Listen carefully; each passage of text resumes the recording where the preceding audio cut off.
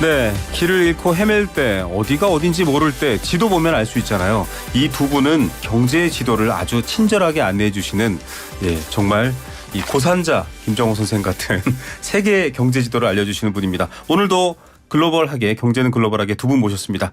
김대호 세한대 특임 교수 나오셨습니다. 어서 오십시오. 네, 반갑습니다. 네, YG경제연구소 차영주 소장님 나오셨습니다. 어서 오십시오. 네, 안녕하십니까. 네, 제가 이렇게 준비하면서 두 분과 오늘 나눌 얘기를 볼 때마다 정말 구석구석 세계 안 가는 곳이 없는데 이걸 즐겁게 여행으로 가야 되는데요. 늘 걱정 가득한 마음으로 이야기로 떠나는 여행입니다.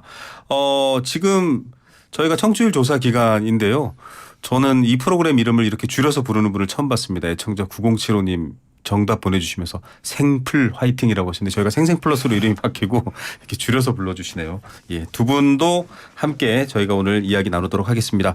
자, 바이든 대통령이 급히 이스라엘로 갔습니다. 중동의 불이 그렇게 번질 것 같지는 않아라고 생각했었습니다. 왜냐하면 이란도 그렇고 사우디도 그렇고 각자 이해관계 때문에 좀 이런 건데 지금 돌아가는 모양새가 이러다가 활활 타오르겠네 이래서 바이든 대통령이 갔는데 이게 지금 소용이 있을지 없을지가 좀 관건입니다. 어떻게 보세요, 교수님? 바이든 대통령이 이스라엘에 겨우 6시간만 머물고 벌써 지금 이스라엘을 떠났습니다. 네.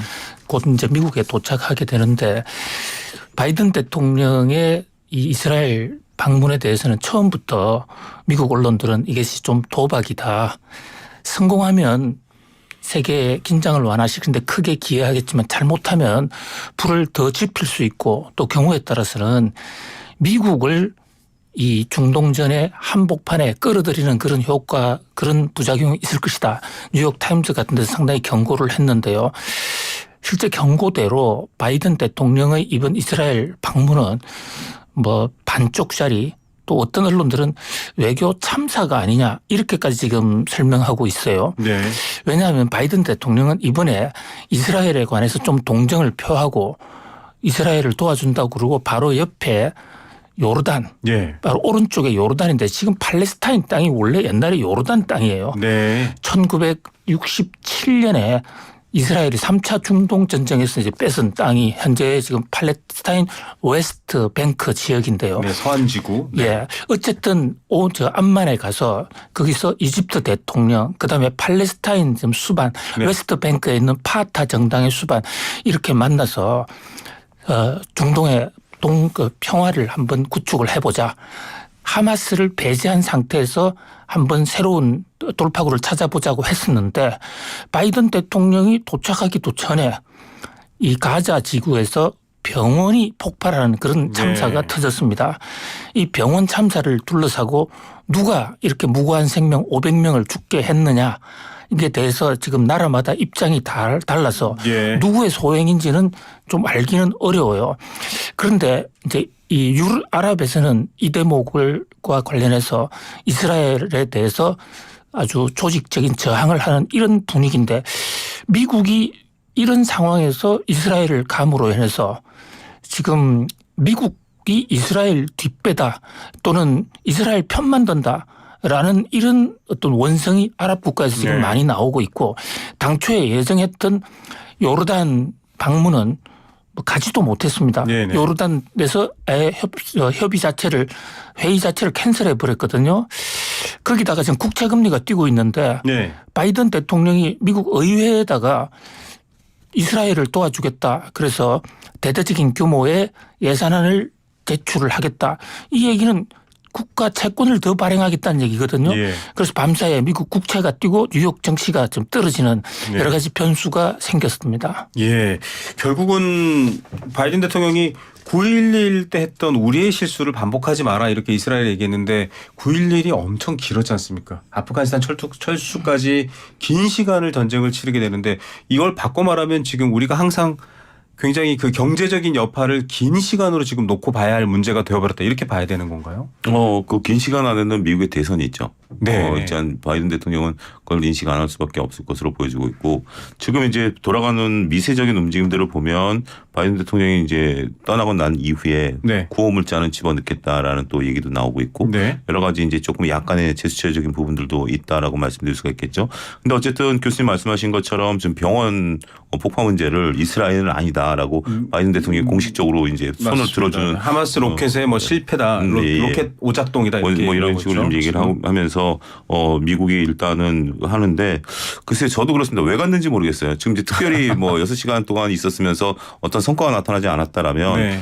그런 부분들인데 어쨌든 이것이 이제 커지느냐 부분은 지켜봐야 될 것 같습니다. 5차 네. 중동 전쟁으로 가느냐의 여부는 이란의 개입이 이제 있어야 그렇죠. 되는 부분들이죠. 근데 이란에서 지금 이것을 통제 불능으로까지 갈 가능성에 대해서 경고를 하고 있는 상태인데 지금 상황에서 아직 확전에 대한 분위기는 어느 누구도 지금 선뜻 나서고 있지는 네. 않은 것 같아요. 세계 경제도 뭐 여러 가지 어렵고 미국 같은 경우도 막대한 전비를 쏟아부어야 된다라는 것이 그렇죠. 지금으로서는 어렵고 다른 나라들도 지금 이 상황에서 지금 러시아와 우크라이나 전쟁이 있는 상태에서 전쟁에 또 개입하지 않으니 이러한 것들에 대한 묘수도 현재 지금 나타나고 있지 않고 또 국제적인 언론전들이 좀 펼쳐지고 있지 않습니까? 네. 지금 뭐 하마스의 뭐 지도자들은 뭐 어디에 있다라는 등 뭐 이런 얘기들 그다음에 비극적인 얘기들 여러 가지 얘기들이 좀 나오고 있는 상태이기 때문에 지금 상태는 이것을 우리가 예단하기보다는 그냥 불씨가 좀 커지지 않을 정도로 일단 불씨가 발생하긴 했죠. 불씨가 이제 네. 발생하긴 했고 그다음에 이제 전쟁이 이제 국시전이 지속되고는 있습니다만 본격적인 이제 싸움은 그런 것 같아요. 이스라엘군이 가자 지구에 이제 지금 들어가서 어떤 행위를 벌이느냐가 그렇죠. 관건이 될 것 같아요. 네. 단순하게 지금 하마스의 지도자들에 대한 부분들을 정밀 타격을 한다라면 여기서 이제 어느 정도 마무리 수순으로 갈 가능성이 있긴 하겠습니다만 만약에 여기서 세계가 경악할 일이 벌어지게 되기 시작한다라면 이건 5차 중동 전쟁으로 벌어지게 될 것이고 이렇게 된다면 미국은 현재 지금 자동 개입할 수밖에 없는 상황. 왜냐하면 미국민이 다쳤기 네. 때문에 이 부분에 대해서 예의주시해야 되지 않을까 싶습니다. 사실상 가자지구 내에서 하마스 무장정파와 가자지구의 팔레스타인 시민을 구분하기가 어려운 상황이거든요. 그렇죠. 네. 전술도 게릴라 전술을 쓰고 있기 때문이고 이 전쟁은 굉장히 수렁이 될 가능성이 크고 위험하다라고 얘기했는데 교수님 이거 좀 사안이 아니라 인사이트에 대한 부분인데요. 과거에 베트남 전쟁까지도 그렇고 전쟁 그러면 국가 총력전이었고 그 지역 그 리전은 굉장히 그냥 말 그대로 전쟁 체제가 됐었는데 요즘 보면 러시아 우크라이나 계속 전쟁하고 있고 저렇게 중동에도 전쟁과 같은 상황이 벌어졌는데 일종의 그냥 늘 벌어지는 이벤트처럼 그러니까 그래서 경제도 전쟁 변수가 아주 크게 영향을 미치기보다는 조금씩 조정하는 크릭 조정하는 그런 느낌처럼 다가와요. 이게 좀 바뀐 건가요?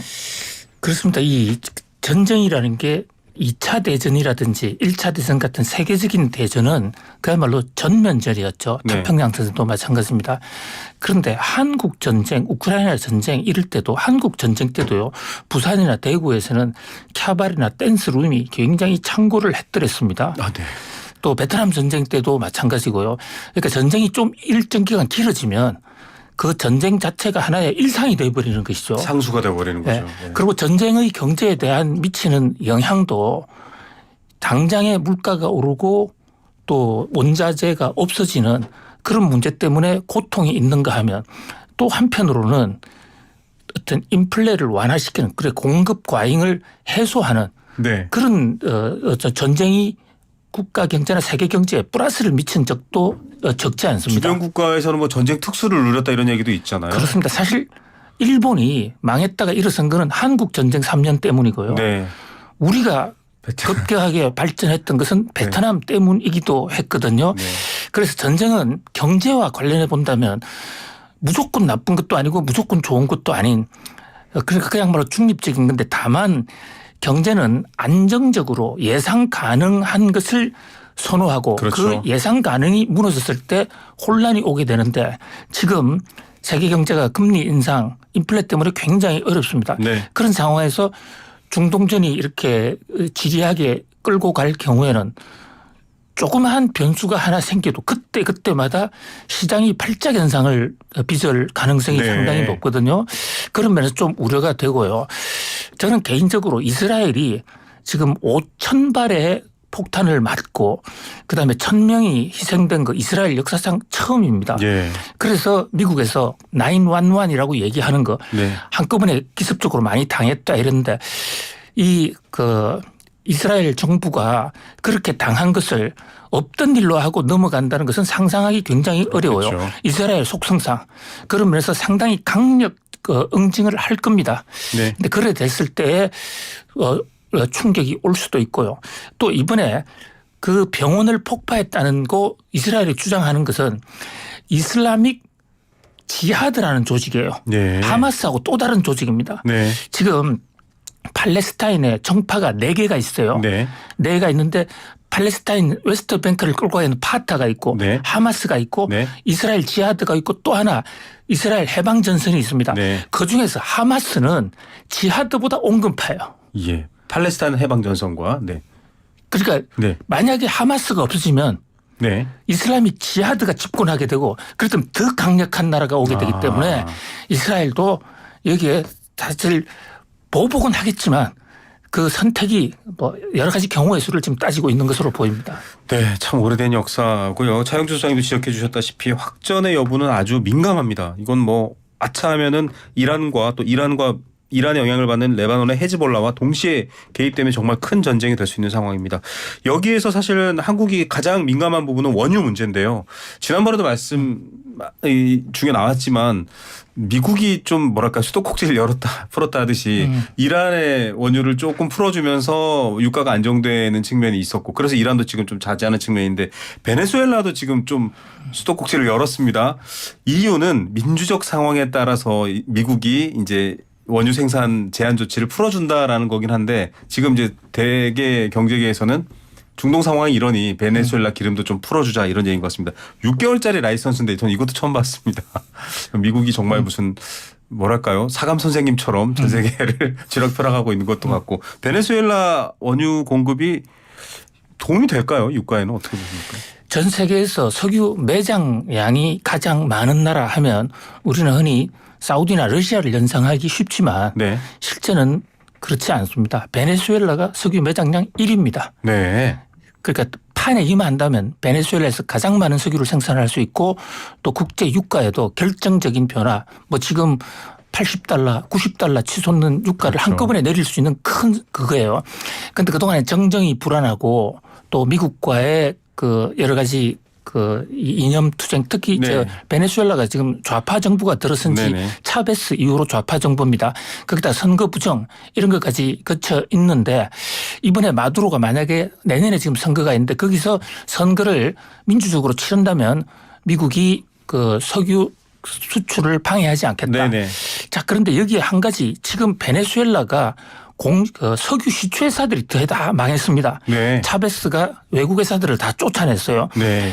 거기를 지금 들어가 있는 회사가 미국의 쉐브론 같은 회사인데 이 쉐브론 같은 회사에 지금 명운이 걸려 있어요. 네. 그러니까 미국이 베네수엘라 석유에 관심을 갖는 것은 국제 유가도 있지만 미국 정유사들이 거기에 네. 채굴권을 많이 따냈는데 네. 석유를 지금 못 파내고 있거든요. 예. 그런 면에서 미국은 가능하면 베네수엘라에서 좀 파내서 국제 유가도 안정시키고 오고 또 미국 정유회사의 살길도 터주고자 하는 게 바이든 대통령의 뜻인데 과연 마두로 정권이 선거를 공정하게 치를 것인가 이 대목 그 협정에 미국과의 약속을 지킬 것인가 이 대목은 담보할 수가 없기 때문에 이 역시 한치 앞을 알 수 없다 이렇게 볼 수 있습니다. 유가 어떻게 보세요? 이 베네수엘라는 참 어떻게 보면 꽃놀이패인 것 같아요. 처음에 네. 우리가 러시아와 우크라이나 전쟁이 되면서 천연가스 올라갔을 때도 네. 베네수엘라 얘기가 나왔고 그다음에 이제 북아프리카에 묻혀있는 천연가스 얘기도 나왔고 지금 현재 우리가 아직 개발하지 않은 천연가스라든지 원유는 상당량이 지금 이제 남아있는 상태죠. 베네수엘라에 약 3천억 배럴이 묻혀 있다라고 지금 추정을 하고 있는 그런 상태입니다. 그래서 이제 베네수엘라 같은 경우 이제 독재 정권, 좌파 독재 정권이 있다 보니까 이것들이 세계에서 제일 가난한 나라 중에 하나가 바로 베네수엘라 아니겠습니까? 그렇죠. 이런 것들을 이제 해결해야 될 문제인데 그동안에 이제 이 정치적인 부분들을 건들지 않았습니다만 교수님 말씀하신 어떤 뭐 경제적인 이유 그다음에 다양한 이슈 때문에 이 정치적인 부분들은 어느 정도 이제 계속해서 이제 건드리는 부분들이니까 화해 모드라기보다는 조금 완화 모드로 갈 가능성은 있다라고 말씀드릴 수가 있겠죠. 다행스럽게도 이 문제가 부각되면서 어제 이제 유가가 90달러 밑으로 내려오는 모습들을 좀 보여주긴 했습니다. 유가는 계속해서 불안정한 건강하게 움직일 것 같아요. 그렇다고 해서 $80 밑으로 내려가기는 어려울 것 같고 $80는 또 사우디가 갖고 있는 네옴시티의 네. 이분 포인트 아니겠습니까? 네. 그런 정도 수준에서 또 그들이 또 감산을 또 떨어지거나 할 가능성이 있기 네. 때문에 어쨌든 유가는 $100를 넘어서기에도 그렇다고 해서 현재로서는 가능성이 그렇게 높아 보이진 않는 네. 부분들이고 결국 $90를 기준점으로 해서 위아래 등락이 나타나는 부분들 현재 상태라면 네. 단기적인 시황은 그렇게 좀 말씀드려야 되지 않을까 싶습니다. $150 이런 전망의 기사들도 있어서 우리 경제 보시는 분들은 뜨끔 놀라셨을 텐데 네. 다행히 지금 여러 변수들이 많습니다. 방금 언급하신 베네수엘라 문제도 있고요. 국채금리 관련된 얘기도 앞서 교수님이 잠시 말씀해 주셨지만 국채금리가 기사에 뜰 때마다 증시는 출렁출렁합니다. 지금 한국 증시도 오늘은 굉장히 힘든 것 같아요. 코스닥 관련해서 뭐 굉장히 힘든 표현도 많이 나오더라고요. 예, 그렇습니다. 일단 금리가 가장 큰 문제인 것 같아요. 현재 지금 미국의 국채 금리가 2007년 이후에 10년 만에 4.9를 돌파했죠. 네. 곧 5라는 숫자가 이제 눈에 보일 수도 있지 않을까라는 그런 우려 섞인 부분들이 있습니다. 금리가 올라가면 그 주식시장에 어떤 영향을 미치느냐 여러 가지 경로로 영향을 미치죠. 기업들의 자금 부담이 늘어나게 된다라면 네. 기업의 수지가 악화되면서 영업이익률이 줄어들게 된다라는 것들이고요. 그다음에 금리가 이제 뭐 한 5% 정도 올라가면 과거 사례로 봤을 때 그 주식시장에 있어서 안정적인 대체제가 되는 거죠. 예. 대체제가 됨으로써 또 경쟁이 시작된다라고 말씀드릴 수가 있겠고 또 마지막으로 말씀드릴 수 있는 것은 이론 주가를 계산할 때 할인을 하거든요. 네. 미래 수익을 할인하는데 네. 금리가 올라가면 할인율이 더 높아지게 되는 거죠. 네. 그러면 가만히 지금 현재 이익을 구가한다 하더라도 현재보다는 이익이 줄어들 수밖에 없는 그런 모습들이기 때문에 경로는 다양합니다. 그런데 과거에도 이렇게 미국의 국채금리가 떴을 때는 미국 증시가 요동을 쳤고 이에 따라서 글로벌 증시가 다 요동을 친 상태다라고 말씀드릴 수가 있겠죠. 현재 지금 우리나라 국내 증시 같은 경우는 다양한 취약 구간에 들어갔다라고 말씀드릴 수가 있겠습니다. 첫 번째는 주도주군들이 흔들리고 있다라는 거고 네. 그거 대비해서 신용 물량이 너무 많다. 수급 대비해서 더군다나 외국인들이 최근에 요 며칠 그 반도체 중심으로 매수가 들어오긴 합니다만 그 외에는 오늘도 외국인들이 많이 팔거든요. 팔았죠. 이런 부분들을 보면 현재 지금 주식시장에 있어서의 상황은 좋지 않은데 울고 싶을 때 뺨 때린다라는 표현이 적절할 것 같아요. 지금 현재 가만히 놔둬도 정말 울어야 될 상황인데 이 글로벌 이슈가 나오면서 특히 이제 미국 국채금리 다양한 이유가 있죠. 교수님 말씀하신 것처럼 미국이 또 전쟁 자금에 대한 네. 얘기까지 나오면서 국채금리가 뛰는 부분들까지 감안하게 된다라면 당분간은 쉽지 않을 것을 그대로 인정하셔야 되지 않을까 싶습니다. 네, 미국 국채금리 관련해서는 뭐 저희가 여러 번 얘기를 했는데 우리도 기준금리 얘기를 해봐야 될 것 같습니다. 지금 한국은행 금융통화위원회에서 매파적 발언이 나왔다 이런 제목도 나왔는데 지금 인상 얘기가 살짝 나왔습니다. 금통위원 5명은 추가 금리 인상 얘기를 했는데 이 상황에 지금 금리가 또 오른다. 되게 힘든 상황도 있거든요. 어떻게 보십니까, 교수님? 예, 한국은행이 오늘 금통위를 끝내고 금리를 또 동결했습니다. 6번째 계속 동결을 했는데요. 현재 기준금리가 3.5선이죠. 네. 근데 금통위 이후에 이창용 한국은행 총재가 기자들과의 만난 기자회견 자리에서 6명 중에 5명이 앞으로 금리 인상 가능성을 예고한 분이 6명 중에 5명이다. 네. 이렇게 얘기한 대목이 주목을 끕니다. 그런데 이것은 지난달에도 나왔고 계속 나오는 하나의 레토릭으로 보여집니다. 아, 레토릭이요? 예, 네. 왜냐하면 지금 아직 한국의 물가, 소비자 물가지수 3.7%로 목표한 2% 초반으로 내려오기는 아직 멀었거든요. 네. 거기다가 지금 국제 유가가 오르게 되고 중동에서 전쟁 물자가 많이 소요되면 네. 물가가 더 올라갈 가능성이 있습니다. 그런데 이 한국은행은 지금 현재 경기 침체, 우리 경제가 지금 상당히 안 좋습니다. 예. 그러다 보니까 금리를 동결을 했어요. 6명 중에 1명은 금리 인하를 주장하기도 했습니다. 네. 저는 오히려 이 대목에 더 포인트가 있다고 봅니다. 네. 최근 코로나 팬데믹 이후에 금통위에서 금리 인하를 주장한 최초의 금통위원이 나온 거예요. 지금 한 명이지만 네. 그만큼 한국 경제가 지금 안 좋으니까 이제 금리를 좀 내리는 것도 검토하자 이런 얘기가 나왔는데 이창용 한국은행 총재 입장에서는 그렇게 되면 굉장히 당황스러울 수 있는 게 금리를 내리지도 않았는데 이제 다 왔다라고 생각이 되면 네. 또 과소비가 생겨서 물가가 오를 수 있기 때문에 네. 금리를 동결하면서 그것도 시장의 좀 방만해질 수도 있는 어떤 물가 불안에 대한 그러니까 인플레 완화 심리를 네. 좀 옥죄기 위해서 금리 인상을 하겠다 할 수도 있다는 사람이 6명 중에 5명이다. 이렇게 매파적 의견을 전달한 것이지 다음 달에 금리 인상을 하겠다는 것은 전혀 아닌 것 같고요. 지금 금리 인상을 할 정도로 한국 경제 상황이 좋지가 않습니다. 예. 뭐 사실은 점도표 얘기도 늘 해주셨습니다만 금융 정책을 담당하시는 분들, 이자를 결정하시는 이 위원회 분들의 발언이 사실은 경제에 영향을 미칩니다. 선제적으로 미치죠. 지금 교수님 말씀하신 것처럼. 오르지 않는다 그러면은 지금 금융 시장은 좀 그래도 숨고르기를 할 수 있는 상황이네요. 당장 이걸 보고 더 뭐랄까 특히나 주식시장 같은 경우에는 기준금리라든지 미국 국채 말씀도 하셨지만 그런 것들에게 민감하게 자금이 빠져나가고 하는 문제가 있잖아요. 예, 근데 뭐 시장에 있어서 영향력은 그렇게 크지는 않았었어요. 왜냐하면 어느 정도 예견됐었던 상황이다라는 거죠. 지금 이제 연준이라든지 한국은행이 한 것들이 이제 가이던스를 제시하는 거 아니겠습니까? 네. 우리가 이제 기준금리를 발표하고 그다음에 향후 앞으로는 어떻게 될 것이다. 지금 이제 계속해서 긴장감을 유지해 가고 있는 그런 모습들을 확인되고 있는데 어차피 이번에 이제 금통위는 금리를 올리지 않을 것으로 이제 예견을 했었고 만약에 미국이 한 차례 내지 두 차례 한다라면 우리도 한 차례 가능성은 열어놓은 거는 계속해서 올 초부터 마찬가지였었던 것 같아요. 그렇지만 교수님 말씀하신 것처럼 지금은 우리가 금리를 올릴 정도의 상황은 가능성이 거의 이제 떨어진다라고 봐야 되겠죠. 오히려 우리가 이제 이런 것들을 지금 이제 6개월째 유지하고 있는 상태에서 미국이 피봇이 나타날 가능성이라든지 금리를 더 이상 올리지 않을 가능성이 나타나면 선제적으로 먼저 내릴 가능성도 지금 배제할 수는 없을 것 같아요. 네. 그런 것들을 염두에 둬야지 이것이 지금 시장에 있어서 긴장감과 불안감을 새롭게 불러일으킬 정도의 뉴스의 중요도는 이제는 좀 많이 가신 게 아니겠나 그렇게 설명드릴 수가 있겠습니다. 네, 알겠습니다.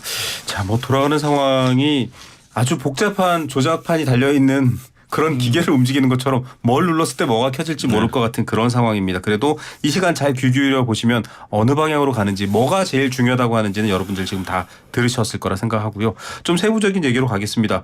미국이 중국과의 경쟁, 사실 중국이 G2라고 해서 이제 뭐 미국을 위협할 만큼 크고 나서부터 여러 정책들이 나오는데 반도체 옥죄는 거 이거 사실 반도체로 먹고 산다라고 표현해도 과장이 아닐 한국 입장에서 굉장히 중요한 뉴스인데 지금 중국에 대해서도 저사양도 안 돼. 이렇게 옥죄면서 미국 내 기업들 특히 이제 그 그래픽 관련 반도체를 생산하는 엔비디아 같은 데도 지금 좀 한숨 쉬고 있습니다. 이 배경 어떻게 봐야 될까요, 교수님? 자, 미국과 중국의 경제 전쟁이 반도체를 중심으로 벌어지고 있는데요. 사실 미국 입장에서는 중국을 누를 수 있는 이제 마지막 카드입니다. 다른 부분에서는 중국이 다 따라왔어요. 네. 그런데 반도체도 물량 면에서는 중국이 따라왔지만 다만 기술에서 미국이 좀 앞서 있기 때문에 이 대목에서 중국을 지금 견제하고 특히 이 반도체를 가지고 군사 무기를 만들어 쓰는 거 이거 절대 자시할 수 없다 이랬는데 최근에 중국이 화웨이가 반도체 제재를 했음에도 불구하고 첨단 반도체를 만들어서 또 스마트폰 제조하고 또 저나노에 고성능 칩을 만들었어요. 네. 미국이 이렇게 되다 보니까 구멍이 있었구나라고 이제 자체 반성을 하게 된 겁니다. 네. 그 구멍이라는 게 그동안에는 첨단 제품의 반도체만 수출을 못하게 했는데 첨단 제품보다 조금 등급이 떨어지는 저사양은 허용해 줬거든요. 그런데 그 저사양을 가지고 많이 돌리면 고사양이 나옵니다. 반도체의 속성이. 네. 물론 수율은 좀 떨어지지만 그래서 이 반도체 전쟁에서의 효과를 높이기 위해서는 저사양도 안 되겠다. 그러니까 이번에 직격탄을 맞은 데 엔비디아 같은 회사인데요. 미국 회사이지만 미국은 반도체 전쟁을 위해서 엔비디아가 타격을 받더라도 저사양도 때리겠다는 강력한 의지를 보였다. 그런 면에서 우리 반도체, 우리도 중국의 저사양 반도체 수출을 많이 하거든요. 그렇습니다.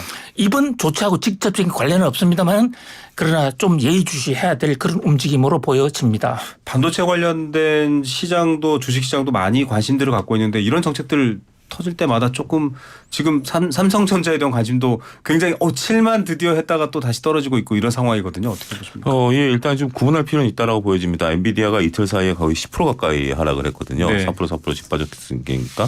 근데 이제 엔비디아는 이제 중국의 그 인공지능 반도체가 네. 한 3분의 1 정도 수출을 하고 있었어요. 네. 그러다 보니까 이제 직격탄을 좀 맞은 셈이 됐는데 이 3분의 1이라는 것은 중국이 이런 것들을 예견하고 우리나라 국내 증권사에 자료들을 보게 된다라면 선취매가 많았었다라는 거죠. 예. 빨리 우리가 살 수 있을 동안에 빨리 좀 많이 사자라는 부분들이 있었기 때문에 과수요가 좀 있었다라는 부분들은 이 업계에서는 다 인정하고 있는 그런 분위기입니다. 그래서 예. 이런 것들이 그렇다고 해서 3분의 1을 뺏겼다라고 해서 엔비디아가 수출할 데가 없느냐? 지금 엔비디아의 신규 주문을 내면 1년을 기다려야 되기 때문에 엔비디아 입장에서는 수출할 곳은 많죠. 네. 따라서 엔비디아 자체적인 심리적인 영향이고요. 우리는 그렇지만 이거와 별개로 HBM이라는 서로 간에 맞물려야 되는 반도체를 만들고 있는 거죠. GPU와 HBM은 네. 한 몸이니까 알겠습니다. 이 부분에 대한 부분들까지 감안하게 된다면 영향력은 조금 단절될 수밖에 없다. 너무 그렇게 우려할 바는 아니다. 이렇게 정리해드릴 수 있겠습니다. 예, 어떻게 보면 다 뭐 뒷부분까지 보고 미국이 쓰는 수는 아닐까 이런 생각까지 드네요. 오늘 말씀 여기까지 듣겠습니다. 감사합니다.